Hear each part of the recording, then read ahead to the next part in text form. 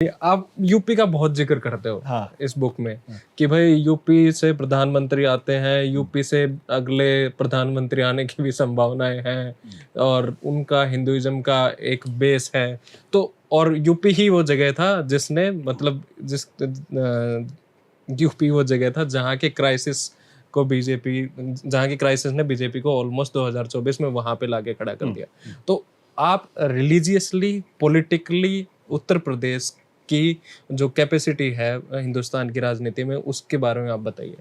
देखिए, उत्तर प्रदेश भारतीय जनता पार्टी के लिए एक बहुत बड़ी प्रयोगशाला थी और भारतीय जनता पार्टी वहां तक पहुंच ही नहीं सकती थी जहां आज है अगर उत्तर प्रदेश नहीं होता। क्योंकि जो अयोध्या का पूरा आंदोलन था वो तो उत्तर प्रदेश से निकला, है ना। आपने काशी विश्वनाथ की बात की, वो तो उत्तर प्रदेश में ही, बनारस में है। आपने कृष्ण जन्मभूमि की बात की, वो भी मथुरा है।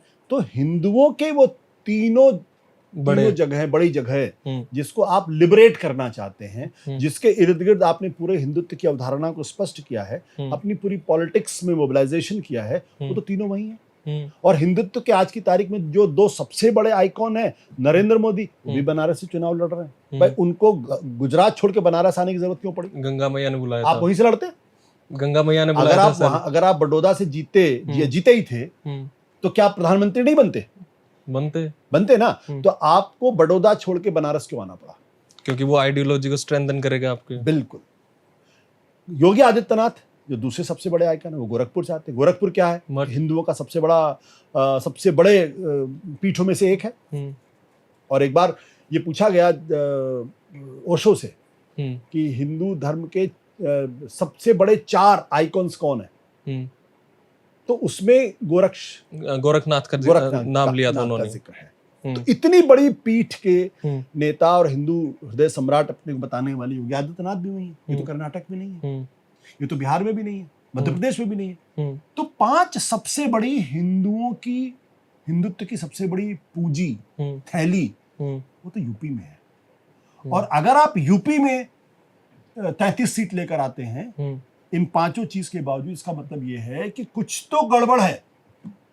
क्या है सर वो गड़बड़? वो गड़बड़ ये है क्योंकि आपकी विचारधारा की वजह से दलितों पिछड़ों को ये लगने लगा है कि आप हमको मैनिपुलेट करते हो अपनी सत्ता के लिए, और आप हमको दरअसल बराबरी का दर्जा नहीं देना चाहते, इसीलिए आप संविधान बदलना चाहते हो।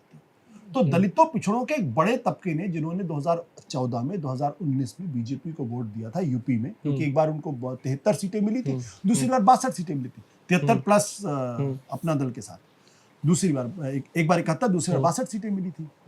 तो वो तब मिला था जब दलितों पिछड़ों ने भी बड़ी संख्या में इनको वोट दिया था। इस बार उन्होंने कहा नहीं, आपने हमारे साथ धोखा किया। तो एक बड़ा तबका दलितों पिछड़ों का वो बीजेपी से पीछे गया है, उसने समाजवादी पार्टी कांग्रेस को वोट दिया है। इसलिए बीजेपी को ये सोचना पड़ेगा। और देखिए यही चीज महाराष्ट्र के अंदर भी हो रही है, क्योंकि महाराष्ट्र भी दलित आंदोलन का एक बहुत बड़ी जमीन रही, जब बाबा साहब अम्बेडकर, ज्योतिबा फुले जैसे लोग रहे हैं, रेवोल्यूशंस की भूमि है वो। और यूपी में भी आप देखिए कांशीराम मायावती का जो आंदोलन है, तो जहां दलितों की चेतना ज्यादा जागृत और विकसित थी, वहां बीजेपी को नुकसान हुआ है।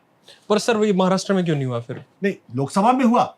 देखिए लोकसभा का, विधानसभा में, हाँ लोकसभा में हुआ, विधानसभा में नहीं हुआ, क्योंकि लोकसभा का चुनाव देश की तकदीर बदलता है, ये समझना पड़ेगा हमको।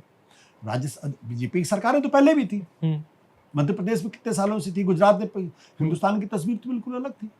2014 में जब राष्ट्रीय स्तर बीजेपी आई, तब सारे बदलाव उनको दिखाई पड़ने लगे। तो और दूसरी बात क्या है कि जो विधानसभा के चुनाव में या फिर म्युनिसिपैलिटी के चुनाव के मुद्दे बिल्कुल अलग होते हैं। ये भी है।